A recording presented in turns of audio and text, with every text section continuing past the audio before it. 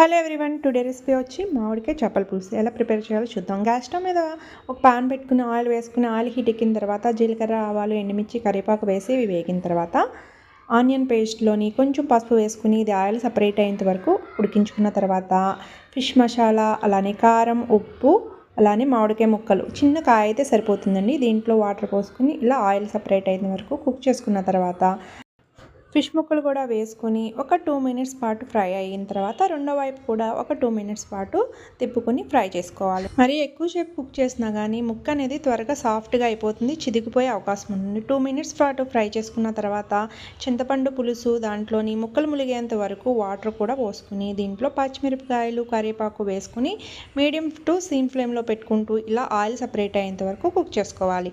అంతేనండి, ఎంతో టేస్టీగా ఉండే మామిడికాయ చేపల పులుసు రెడీ అయింది. మీకు నచ్చినట్లయితే లైక్ చేయండి, సబ్స్క్రైబ్ చేయండి, కామెంట్ చేయండి. Thank you for watching.